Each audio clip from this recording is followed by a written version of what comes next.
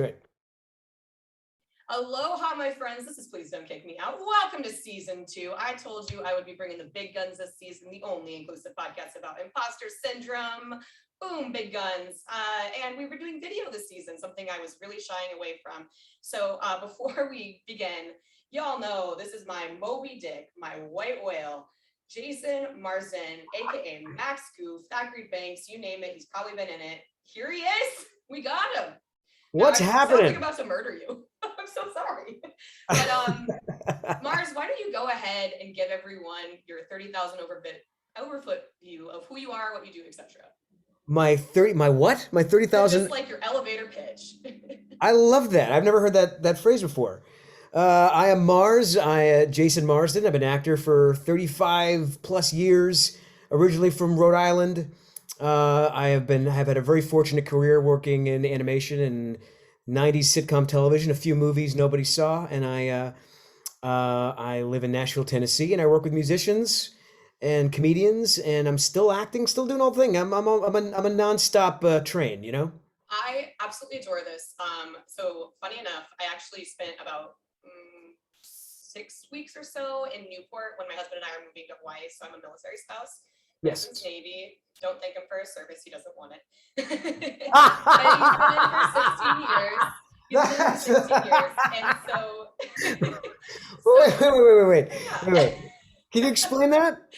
Oh, you know, like when people say like thoughts and prayers, like that's like thank you for your service. Yeah. And so like whenever like I say thank you for your service to him, it's like a running joke between us. Like we appreciate, like obviously as a military person, he appreciates it, but he's always like. You know what's funny? So I dabble in stand-up, and I'm working on a stand-up bit about the military, how running into men and women of the military make me uncomfortable because I don't know what to say. I've been on an airplane where the pilot's like, all right, I want to thank everyone, our men and women of service on the airplane. I'm looking around like, who are they? And they get applause. I'm like, sure, they get applause, but wouldn't they rather have decent health care and a good paycheck and be taken care of for the rest of their life, as opposed to applause and recognition? I don't know if that's where that was coming from. It makes absolute sense. Well, I actually, before we pressed record, I did mention this, and I am very vocal about it. When I moved to Hawaii, I got continuation of care. I have ADHD. I'm a lot currently unmedicated thanks to TRICARE screwing up. It was lovely, and my husband actually had to fly back to Maryland for training after we get all of our stuff here. We're settled. We've been married. After this will release after we've been married for 4 years. So because it's the 25th. If you're listening to it, it's the 25th. Spooky week. So basically the doctor should have caught that I was in adjustment disorder, like where I'm like, I just moved. We own a house in San Diego. We just moved. My husband was deployed for a whole year. Yeah. Full circle is going to come back, I promise. Yes. To why I'm obsessed with a goofy movie. Sure. But no, I hear you. He was gone, and then so he flew out, and it was the same week that he was deploying last year with COVID. It was just like a total nightmare. My husband's been in for 16 years. For him, he has to be in for the 20. For him to feel like he's satisfied, it's like a fuck you, pay me. Like he's been in since 18. He used to work at Knott's Berry Farm. His running joke is, first thing I ever had to like wear a shirt for was the Navy. So he commissioned in 2013 and then came to Hawaii the first time. He's had a very, very lovely padded career where he's from LA. So San Diego, then Naples, Italy, boo-hoo. And then commissions, Hawaii, Denver, where he met me. I'm from Colorado till I die. And then we got married, and then he short toured, we came to San Diego. And then when we were moving to San Diego, he had 8 weeks of training.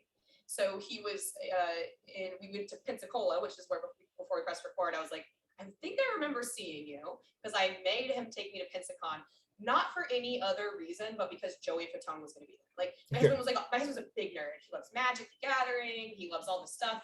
I remember blazing past Mars, like walking beeline to Joey Fatone. And then I love Lance Bass with every ounce of my being, and I'm a queer person. So of course I was like, you know what, Joey, you're satisfactory. I was wearing a dinosaur dress And I Okay. hugged this man so hard and started sobbing.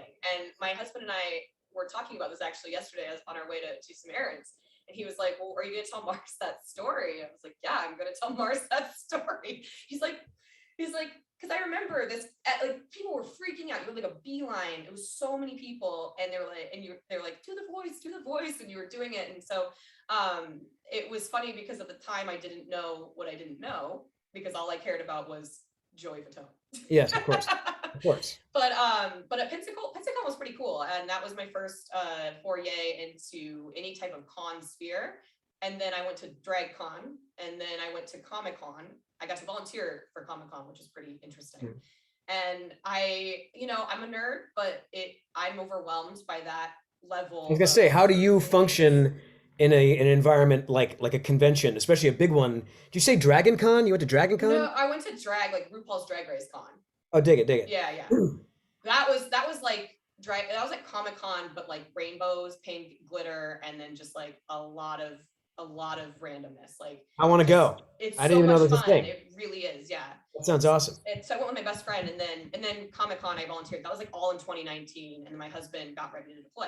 So how did I get up into Goofy Movie? Hold on, I want to ask you. Hold on. Yeah. How does someone with ADHD function? Like, how did you function in what I describe as like getting your head stuck in a pinball machine kind of environment, like Good a Comic Con? question, because I actually didn't know I had ADHD until so I was a marketing director for Lawyers Title San Diego. I got laid off at the beginning of the pandemic, and then they were like, and then my husband was like, he has ADHD himself, and he had on his ship been put on Straterra, and he was like, babe, I'm gonna have you take this test, because I was like, he would come home from work, and I was like, I started this podcast because I was like, I want to do this thing. I think everyone feels this way. I want to explore this. I want to do this thing. So he comes home and I'm just sobbing. He's like, what's wrong? I was like, I can't even do the most basic task. And so he's like, he goes to the computer, he prints out a thing, has me take it. And I'm like, he's like, you scored a 60. I'm like, oh, is that good? He's like, no, like ADHD is like a 30 or below. Like you need to call a doctor. So I got diagnosed. It was almost 31. I now am 32, will be 33 next year. And I had to then advocate for continuation care. So how did that make me feel? Well, I didn't know at the time what I didn't know. Because like when you are diagnosed later in life, you just think everything, like I always knew I was a lot for people. Like I always knew that like things made me uncomfortable, but I would also like just not notice it. I was like, well, everyone else seems like they're having fun, so I'll just panic through it.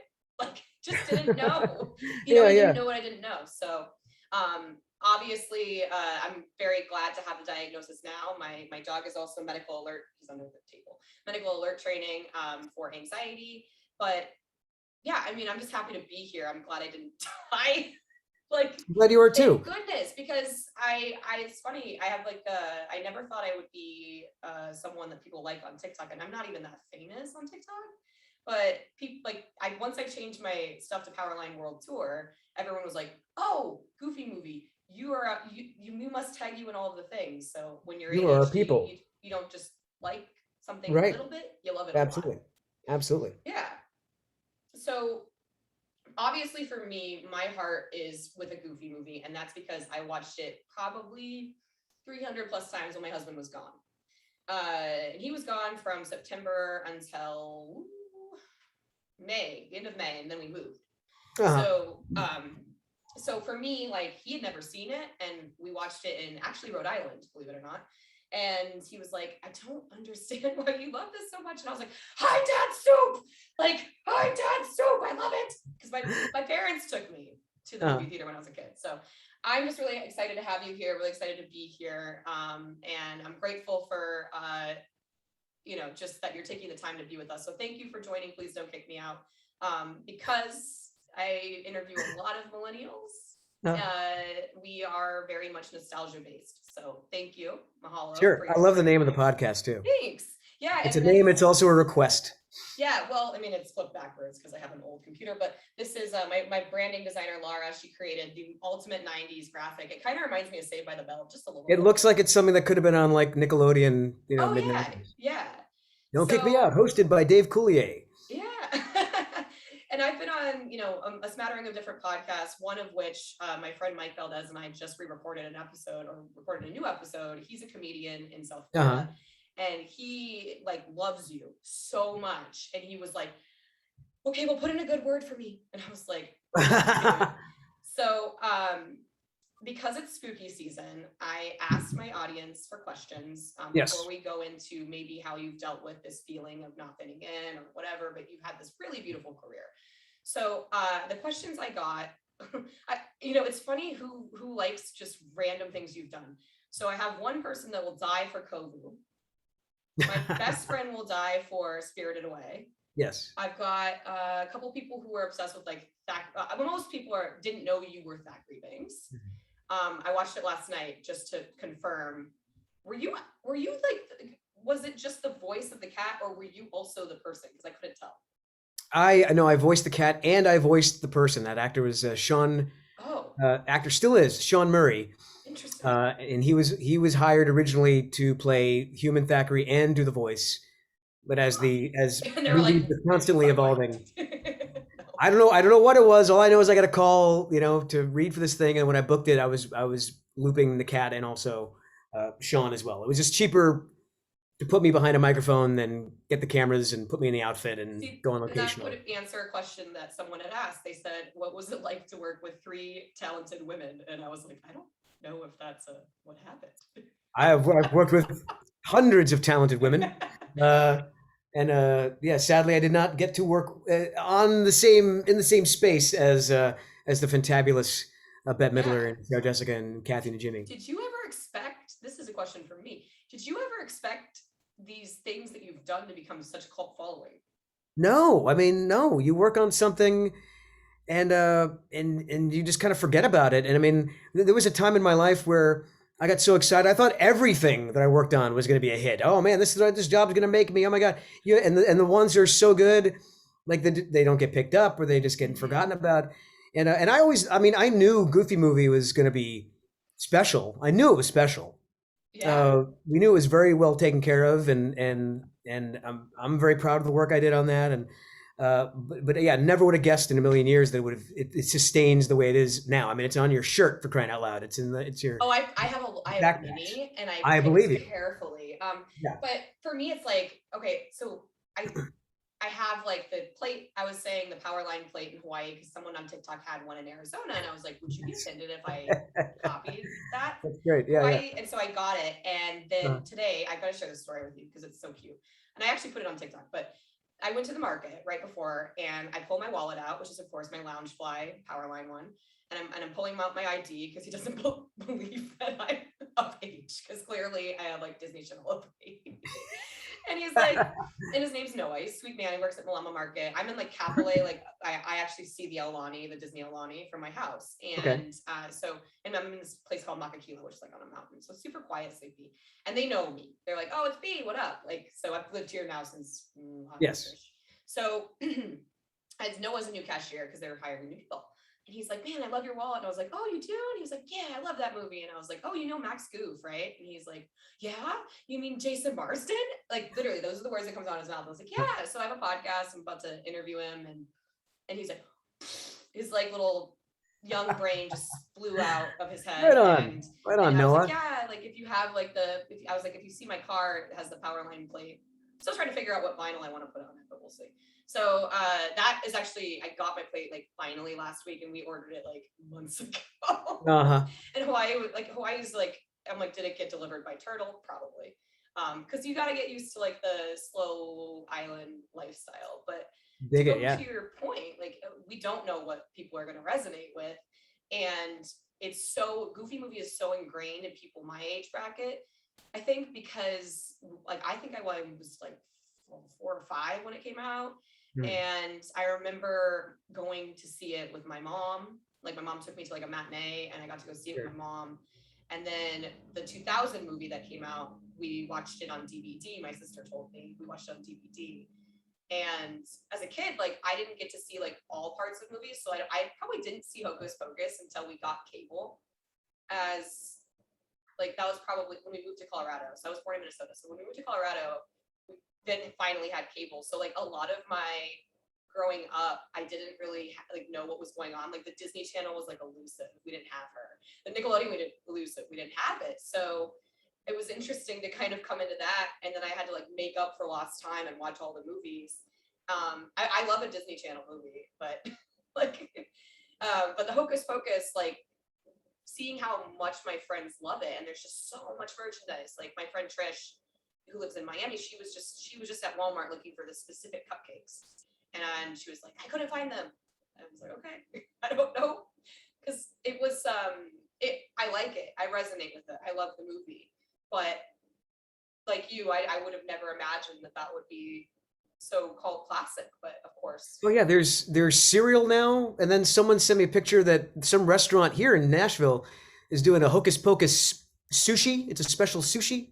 It's Oh, I got saw like you share the that, yeah. yeah. I was like, man, one you never think one day No, you and work on you, something and the next day sushi. yeah. I had another person bring up that their favorite thing that you did It's just water. was, oh, that's fine. I don't even judge. My eyes did not go, whoo. It's just water. It's fine. So someone brought up that you were on, okay, I remember you on Step by Step. I loved Step by Step. Like Right that on. was Yeah. because we didn't have cable, so we had Friday night, right? TGIF. Dig it. TGIF. Yes. Yes. And you were also, so they brought up that, and then Boy Meets World. Yes. And I remember that as well. And she's like, this is how I'll remember him forever. Like, please tell him I still love him. And I was like, okay. Right on. And Right on. she's older than me, but I just was thinking like, Always remember me as an overdressed, mullet-headed, idiot. what was that? The 90s were like, you know what? Let's just all look terrible I at will. all times. I will honor my hair. That was my choice. And it was just the way it was. It was just the way it was at the time. We're Oh, gonna look. yeah. We're gonna look back, 20 years from now and think like, really, we're wearing Oh, I mean, like Gen this Z just now? loves to just bring it on back. They're like, you know what? We're gonna bring on back all the trends. First, it was all the '90s stuff, which I was like, Yes. okay, like I can deal with that. I mean, I love a high waisted moment. Then it was like, then I went to Target, like not even maybe like a couple weeks ago. I went to Target because there's Target near me, and I was looking around. I was like, oh god, camisoles and chunky platform. Oh no! And then I was like, oh, low rise jeans. Oh, eating disorders are gonna pop through again for people. Like, I had to avoid. I'm non-binary. So I dress like a dad going to an amusement Yes. park in the 90s. I dress like my dad, or Yes. sometimes I'll dress feminine, but that's just kind of where I'm at. And so for What's me, your like pronoun? she, her, they, and them, Here then. and then yours are he, him, Correct. presumptive. I didn't want to like assume, but and so it's funny because like whenever someone calls me ma'am now, I'm like, or like Someone miss. when I wear a mask, and this happened twice. I was at the market and I'm waiting to check out, and they're like, "Young lady, you can come over here." That's been happening most of my because I'm short, and I used to have like really long hippie hair, and that was just rampant. Whether I had and I had a beard, and there was no masks. It was even to my face. So like, Miss, would you like to be seated? Just delete the beard. They couldn't Yeah. see it. Yes. I love that. So those are the questions I've been asked about you. Obviously, you are. Did I answer them? Yeah, What was yeah, it? answer them. Okay. So the next question I had was, what was your favorite role and why? Like, or do you have to do a top 5? Man, it's got to be top 5 because it's hard to pick just one. It's like picking your favorite child. And I only have one child, so that's easy to choose that one. But let's talk about a Goofy movie. I love a Goofy movie. I love playing Max because I was a Disney nerd growing up when I moved to California. Still am, and I gotta see my old Disney poster right there is from the '60s, and but man, getting cast to play Goofy's son, you can't get closer to the Disney family than that, So Yeah. that's pretty outstanding. And then we mentioned it earlier how Goofy movie how it resonates for so many people, and that feels good. I've had people tell me like, I had a tumultuous relationship with my parent, but we bond over a Goofy movie, and Aw. I've heard that many times, and that just makes me happy. Yeah. I liked. I worked on the show when I was a kid called Erie, Indiana. I played watched this. that. I played this character named Dash X. He had white hair, and it was my first time working with Omri, who later we worked together again on Hocus Pocus. But I like that. It was like making like little Twilight Zone episodes Worked with a lot of great people. I learned a lot about work while working on it. Uh, I loved this cartoon I worked on called Transformers Rescue Bots Oh, because you ever work on a cartoon or you ever work in a job where you just get along with everybody so hard? yes. Has it ever happened? And then I No, get I fired. mean I'm just kidding. fired or you find that click, you find that Yeah. group of people that you just that it's an instant friendship, long lasting, and over the hundreds of cartoons I worked on, this is the first time it's happened where it was like a great mixture of seasoned voiceover performers, newer voiceover performers, and we just got it. We got along really well. We still share a text thread to this day. Not to mention the fact that I was a Transformers nut growing up. So there's the top three, and those can change how I'm feeling. Bourdain. Oh, sorry, my neighbor. Oh gosh, Bourdain. Hold on. Now you just meet my dog. Hi. Hi. Hi. Thank you. So Oh, my hi, neighbors puppy. next door, they Oh, are you're a doing. spaniel. Shush, shush, shush, shush, shush, Hi. shush, shush, shush, shush. Yeah. Would you like to meet Mars? Yeah. Okay. Hi. Because that's what we're doing. This is Bourdain, named after Bourdain. Anthony Bourdain. Bourdain. Yeah, Bourdain. Pay attention to me, Bourdain. Bourdain. You're a He good usually boy. just chills in his little bed underneath But while something we scared podcast. him. But well, yeah. So my neighbors on this side, they have a plant store, and then my neighbor JC, he got really into growing tilapia because Hawaii, uh, and so they've been doing construction, and then he heard something, and they're doing construction behind the house, and then No. next door we have this really lovely lady Ingy who just gardens, and Bourdain likes to bork. That's his favorite thing to do. He's a Cavalier King Charles Spaniel. I always tell people low budget because I literally don't make any money doing this, but I love what I do. So this is Bourdain, and he says hello. Hi, can you please Hi. be nice? I Yes. think so. I think so, Mom. I Yeah, guess. we don't. My husband and I don't have children, but he is our kid, and like we just love him just as much as you would, you know. Yes. So those top three are really cool. And I love that. So I do have one question. You didn't voice Goof Troop then? So that was a different voice actor? No, that was her Okay. name was Dana Hill. Yes. Oh, cool. Okay. Because I have like so much Goofy, because I love Goofy. I've always loved Goofy. I don't know why. I just always have Same. gravitated towards Goofy. Yeah. So Goofy movie was like totally in my wheelhouse. And before we go into some of these questions, I want to just champion your idea of, well, I don't know if it was single-handedly your idea, but why do we not have a Goofy movie ride? And why are we not turning Aerosmith's ride into a Goofy movie? Like, Goofy needs a ride. He needs more than a ride. Someone, it wasn't my idea, but it has been championed by myself and Kevin Lima, the director of a Goofy movie. We think it's a great idea. I don't know. I mean, like It would be so cool. I never got to ride it. I've only been to Disney World twice, and I never got to ride it. So if I had, I'd be so excited. it's great, and it would. I mean, I love Aerosmith, and I like the idea beyond just being biased that it would be great to be part of something like that. But like practically, yeah, the ride is ready for a renovation. Why not something like this? But then the question is like, because on that TikTok that someone posted, there was hundreds of responses. Most of them that I read were like, "No, leave it the way it is. No, not why a Goofy movie. It's too much nostalgia." But I'm like, but maybe people would dig that. I don't know. I don't know. I think it'd be a good idea. I like it. That's all I'll say about it. I mean, TikTok has been very therapeutic in many ways of bringing things back, and what goes in my algorithm has been very interesting in the last week. Yeah. I'm now in because I posted one video of Orinoco Flow of India, and now I'm in Orinoco Flow TikTok, and I'm like, what is happening? But I find my curated feed to be a very happy place, just like my Instagram is a very happy place. I'm like, yeah, no one can hurt me. It's great. But of course, this podcast is about imposter syndrome, which is the feeling of not fitting in, or Yes. the feeling of success. And these are my signature questions, but I always ask this first one: do you feel like you have it all figured out? No. Fuck no. Am I okay with that though? Yeah, no, that's actually Yes. the point. Yeah. This is what this is the whole point of the podcast. It's like, you bring people in, Mhm. and from all walks of life, people that you would assume are more successful than you, whatnot.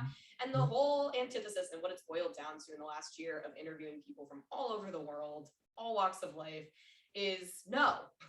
And if you did, then I think you're in the wrong Zoom. You think I'd be talking to you right now? Yeah, you'd be like, see ya, I'm at the See beach, bye. ya. Yeah. And so I love this because like these questions really talk about like how people view like success and failure and all that. Love it. Bring it. So Yeah. this next question is multi-part, and it's about imposter syndrome. So like just how you would define it, that feeling. So do you feel like you fit in or suffer from imposter syndrome? In what ways, and what does imposter syndrome mean to you? I love this. My girlfriend of 5 years, it was the first time that I heard that term, imposter syndrome, because she suffers from it. And then I've heard it a little bit, a lot in like some of my friends in the cosplay community. Um, and yeah, just feeling like you don't belong in your own community, Right. or like she's a burlesque performer and she's great at what she does, and but sometimes feels like she doesn't deserve to be on that stage or doesn't belong there, even though she does. She has the training, she has the talent for it, Mm-hmm. whatnot. Uh, I have I have felt it in the past. As I reflect in my youth, I've definitely felt hints of that, just not belonging, but it's not something that consumes me Yeah. personally. It's actually interesting that you say that. So because like I found that people probably had it in the past, like, but they've overcome it without realizing what it was. And it's only recent that we've been like, I'm sitting at home all day and like, what do I have? Like, what is it? Not textbook. Mhm. And what I've found with imposter syndrome for me personally was like authenticity seems to be what like when I'm truly myself, then I'm truly being vulnerable, walls down, who this is who I am, like take it or leave it. That's when I can combat it the most. But Mm. I'm not gonna lie, Interesting. when you responded to me, it was Friday night and I screamed. And my husband was like, "What?" Scott was like, "What is going?" I was like, "The Mars, the Mars." And he was like, "Use your words, like stop beakering, muppeting." And I'm like, "Okay, like I did drunk. What do I do?" And so I wrote an email. What does this mean? I was like, "It's my phone." I'm like, "Oh no." He's like, "Stop shaking it. I can't see it." I'm like, "Ah, ah, ah." He's like, "Okay, like babe, like you're gonna lose this interview if you don't calm the fuck down." He's like, "Go take 5." So I was like, "Okay." So I did. So I He went gives you and timeouts. You get yeah, timeouts. we do because like he has anxiety, I have anxiety, so we just kind of like we're like we need to I, take lo- 5. I love it. Yeah, yeah. Go do your thing, I go do my thing. Sure. And we also have different types of ADHD. So my guest, that was my second guest of season 2, is ADHD coach Ron, who is obsessed with a Goofy movie, like to the point where like that is his identity. Uh, And he and I met through we call it a yuck talk. yes. And he was on my podcast and he's an ADHD coach. And so he asked me, like he did a character profile of me, like strengths, weaknesses, that kind of thing. Yeah, which was really cool. It was really insightful. But he's like asked me questions about Scott's ADHD, and I like didn't know how to answer them because had to think about it. I was like, I'm sure. I think it's that one. But yeah, so we'll do like a take 5.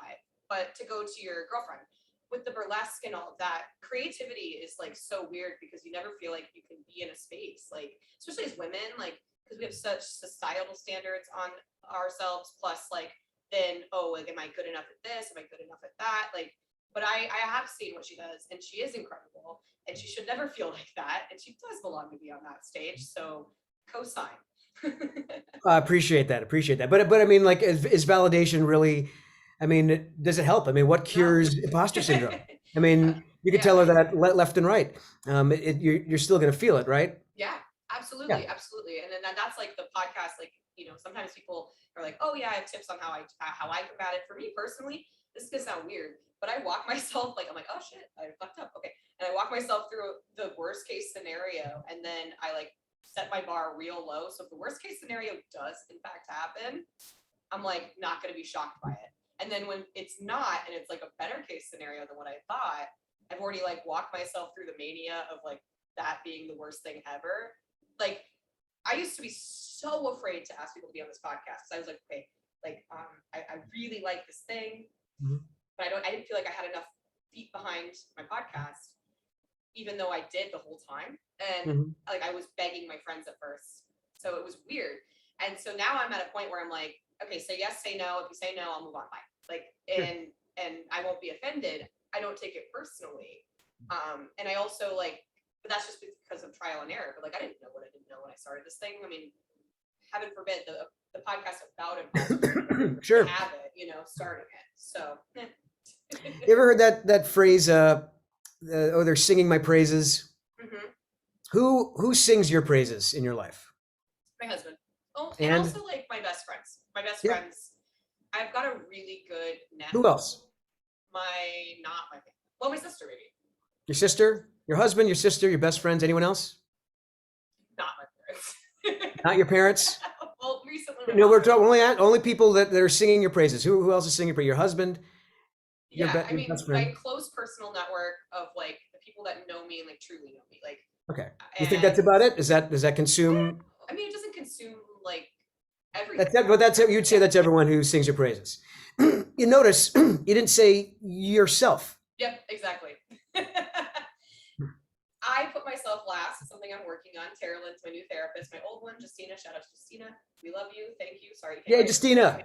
Yay. Justina with a Y. And you know, it's just funny because like Tara Lynn, right? What we're exploring right now. I don't mind talking about it. What we're exploring right now is I'm an empath, and I'm very giving. I'm the same way. Giving to a point of buying that affection, like where it's like I'm afraid of like being not fitting in with it, so then I will just like be overly generous and then like basically concede my own boundaries without realizing it, thinking that I'm being helpful. So that was fun to unpack. Nice. I'm reading a book that's really great. It's called Dodging Energy Vampires. It's a little kooky. She had me read it. I've been listening to it on audiobook. I came into my therapy appointment last week holding the book like this. I was like, Caroline, why would you make me? And she's like, because I knew you needed to read it. Idiot. Yeah. I was like, sweet. So, and I have therapy with her after this, so I'm excited because I actually emailed her and I was like, you're not going to believe it. The person I said I was too afraid to ask is on the podcast. And she's like, yeah, we can switch you to 10. That's good. So, right on. Anywho, so going back to the feeling of imposter syndrome, like obviously you've experienced it somewhat to some various degree in your career. So let's move on to success. What does success look like to you, and do you feel successful? Success to me means, having a stable roof over your head, people in your network who love you, not having to worry about, my next paycheck,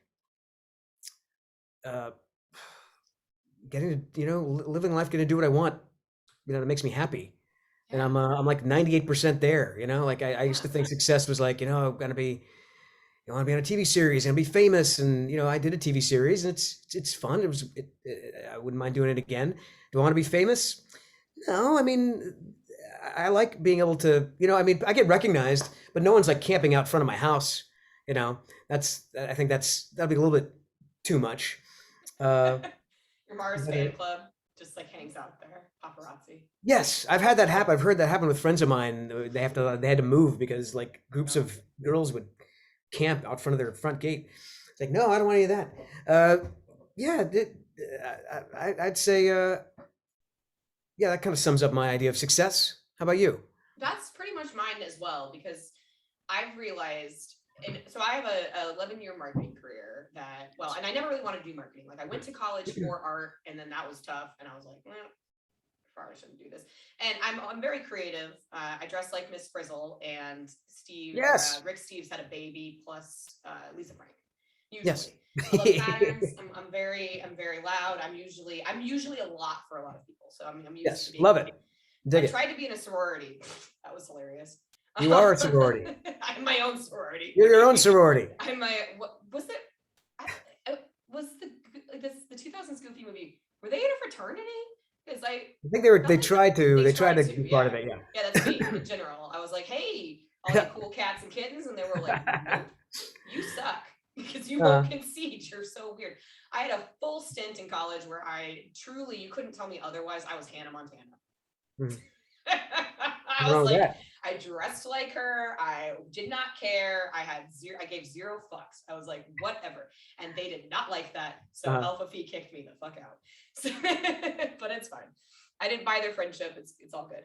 And I, Good. you know, graduated. You didn't belong in that construct. Yeah, it just wasn't for me. My sister, on the other hand, she thrived in a sorority. Good for her. We could not be more opposite. Sure. Nicole Byer is one of my favorite comedians, podcasters, actresses, and she talks about her dynamic with her sister a lot, and it could not be more accurate to my sister and I. Like, my sister is just such a she's very particular, simple about the things that she loves, and like, my best friends and I have to put her in check sometimes. Like, she's been traveling for work and she really loved these hotel pillows, and she convinced herself that she couldn't steal this hotel pillow. And we were like, you can just take a pillow. And then we're sitting on Zoom while we're all decorating for Halloween, because that's what we're doing, because my sister's in Colorado and my best friends are in Canada. Two of my best friends are in Canada. And we're doing what we were calling spooky chat. And so, like, they're decorating and they're having like a great time in Calgary. And my sister is, you know, in her childhood bedroom, still living with my parents, about to move out. And she's like, and she's 4 years older than me, which is, people always find that shocking. Sorry, Andrea. 4 years older than me. And so she's like, oh, I'm gonna look up like what brand of pillow that was. And she does, and she pulls it up and she's like, oh, it was $80 for like a pillow.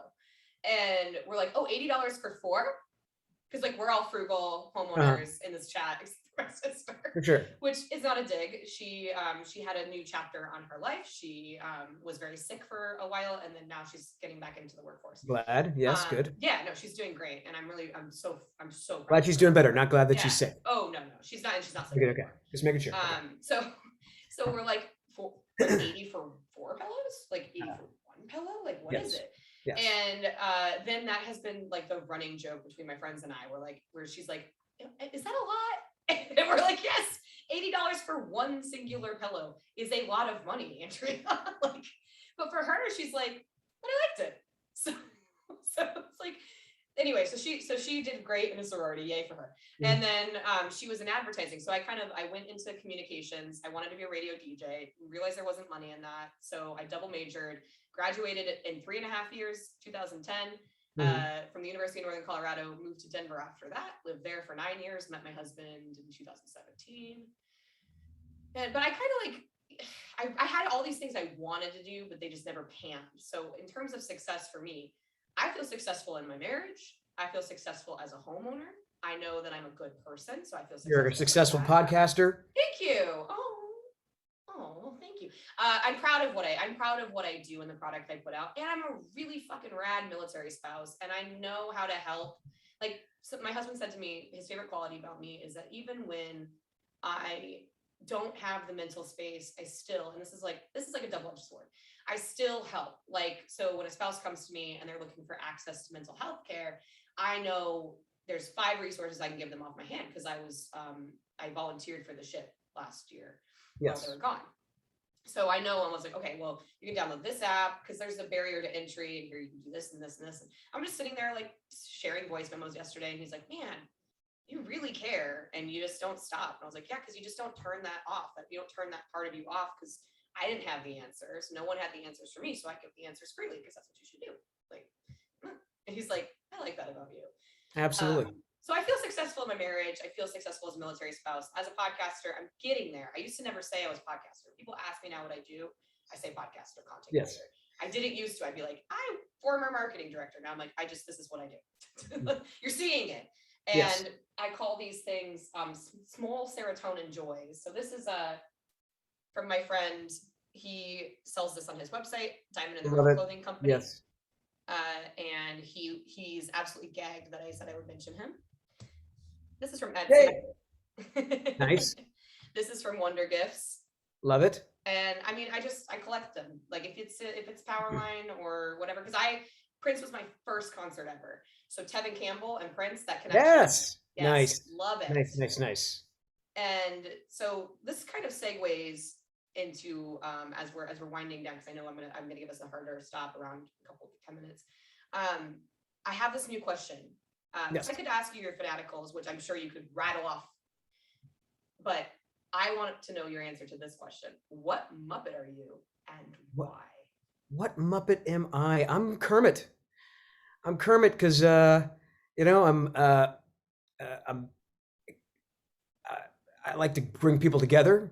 You know, I can get easily frazzled. My things. I'm Kermit in the Muppet Show. Yeah. Um, a bit of a cruise director. That sort of thing, heart of gold, would do anything for everybody, likes the ladies, and early, if you talk about Muppet Show, I mean, he's flirting with everybody. I identify with Kermit a whole bunch. Yeah. Yeah. You can My see yeah. I have a variety show that I do, and Yeah. someone had said that, oh, and Marsden's doing like a Kermit thing with that. Yeah. That's a perfect segue in. Okay, first of all, yes, I can see the Kermit coming through. I miss Piggy, Dasha Statler, Waldorf, Beaker for sure. So much Beaker. So, like Yeah, yeah. Beaker all of the time, like because now Nice. my medication's like way the fuck off. So I'm like, and then Animal, because why not? Yes. But this segues perfectly because I always love to ask my guests like what they want to promote, and obviously like you've been in like a number of things. And before I let you rattle into that with your I subscribe to variety show, and I love it. And you're doing really cool things for Nashville. I'll let you get into Thank you. that, but I just want to put a plug in here for Hocus Pocus Live, which is in South Florida with my friend Nicole Hollowell, who is the prolific South Tampa drag queen. And she's been doing it for about, I don't even know how long now, but they're going to be live 2 nights in West Palm Beach, Florida, the 29th and the 30th. And she's too modest and too embarrassed to ask you to record a promo intro for it. So that was me putting her pussy on the table. Well, tell her to write me, I will. and yes, I would be Yeah, delighted to do that. I know you would, and that's what she's so modest. I was like, God damn it, Nicole, just do it. But Nicole, damn it. yeah, I know Nicole, damn it, but she's gonna be so mortified because I told her I wouldn't. I told her I wouldn't. I was like, Well, it's she my wouldn't be platform. mortified if she had done it her damn self. Nicole, I come on. know. Well, yeah, and you are so beloved, and I'm so appreciative of you, and I hope that you follow me on TikTok because I don't think you do. And I was like, Well, give I me a will follow. now. I have I, to. I have to ask. So you have a variety show, which is what we're probably going to talk about next. yes. And Oh, sorry. Hold on. yeah, absolutely, Whoops. Powerline World Tour. No, stop. I didn't know I was gonna. I was just trying to follow you. I didn't know the sounds were gonna go on. Okay, I'm Oh sorry. Go yeah, ahead. always sucks. I'll do it afterwards. Oh yeah, you got it. I like sent you a million comments, so you're good. You just Okay. look for the only person named Powerline. You're good. So Okay. your variety show, first of all, it's incredible. I love it. My husband and Thank I you. spent a fair bit of the weekend watching it. And what I love about it is something that you're doing is similar to what I'm doing right now for Hawaii, where I want to highlight creators in Hawaii. You are doing that for Nashville, which is where you currently reside. So let's take the floor. Give it Yes. all. The Mars Variety Show. It's inspired by classic variety shows of the 60s and 70s that I enjoyed, like Laugh-In, Hee Haw, The Dean Martin Show. And I started doing this live when I would move to Tennessee because I was surrounded by so many ridiculous musicians and comedians. I thought that Nashville was just country, but there's a lot more to it than country. And there is a growing stand up comedy scene here. So I thought, you know what, for my 40th birthday, I'm going to throw myself a variety show. I'll be the host, I'll be the Dean Martin. I'll have music over here and comedy over here and sketches over here. And I found a place. We did it live. We found a place where like no one had time to look at their phones. So if there's something on stage, that's done lights out stage, lights up at the bar, sketch at the bar, that's done lights out bar, lights in the middle of the room, and I'm working the crowd. And I thought it was so self-serving, just like a one-off thing, but people loved it. They asked me to do more, so I kept doing them. And long story short, my background is television. I can easily see this as a TV entity. And during quarantine, I I think people will be forgiving if a lot of the performances are self-feed. It doesn't sound that great, so I did it online on YouTube uh, all last year. And I wanted to wait a bit for the third season because now I have some sponsors, I have some resources, and found some more great musicians and comedians and recorded them in a nice studio, good equipment. It's leveled up. That's the whole theme of this season, leveling It's up. awesome. It's so awesome. I love Yeah. it so much. Thank you. To my listeners, wherever you're viewing this, whether I don't know what I'm figuring out live stuff. I'm still figuring. I'm 84 years old with technology, but I'm trying. Jason Marsden is just like one of the kindest people. Everyone that's ever worked with you that's talked to me Yeah. has said you are just so lovely. I love what you're doing for Nashville and beyond. I love how much you care for your fans. So the last thing I'll ask Yes. is, while we're winding down, is if you have any advice for my listeners. Now, my listeners span from Poland. It's her birthday today. Her name is Natalia. Um, and she is my youngest listener. She's obsessed with Broadway. And to all the way to people that are like in their 80s. So Outstanding. what advice do you have for people, whether they just to follow their dreams? Like, do you have any advice? Don't give up, no matter what. No matter what.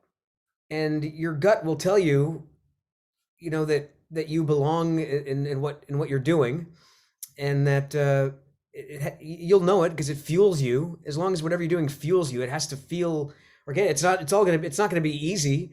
Achieving your dreams is not easy. There's gonna be in fact, my the season of the Mars Variety Show is all, the theme is leveling up, and we talk about things like when you're starting to go after your dream. Just that starting is tough.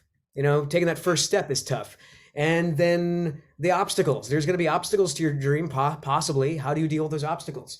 No matter, but it all comes around to no matter what, just don't give up. I mean, I have been challenged by the variety show so many times, and someone gave me that advice, like don't stop, just don't stop doing it. So Yeah. I'm not going to That do is it. the best advice, and actually, people told me the same thing. Like, don't get hung up on the numbers. Don't get hung up on all that stuff. Just keep creating content because eventually something will stick. Yes. Even if I think that my Sheriff Yeti, my drag king is hilarious, and no one seems to like it on TikTok, I will still put her out there. She will ordain weddings. I am an ordained minister. Yes. and I don't care. It makes me smile. That's It it. makes me laugh. But that's Perfect. You such can't. great It's like being a advice. comic. It's like you can't perform for that one or two people in the audience not laughing. You got to focus on everyone else, and you got to focus on are you being entertained? Yeah, You know. absolutely. And with that, my friend Mars, obviously you're part of my Ohana now, so let me know when you're in Hawaii, obviously. Yes. Yeah, bring your girlfriend. Like we'll have a blast. My husband is beyond like stoked. He's like, how's it going? How's it going? I'm like, okay, notifications are off for a reason. But to my listeners, of course, this is Jason Marsden, the voice of your childhood, I'm sure, or the voice of now, with the Mars Variety Show, which you can catch on YouTube. I'll put all that description in the link. Thank you so much, Jason, for taking the time to speak with Thank me you, on Bianca. Don't Kick Me Out. And I hope you have a wonderful day, and we will be in touch soon. Mahalo. Mahalo.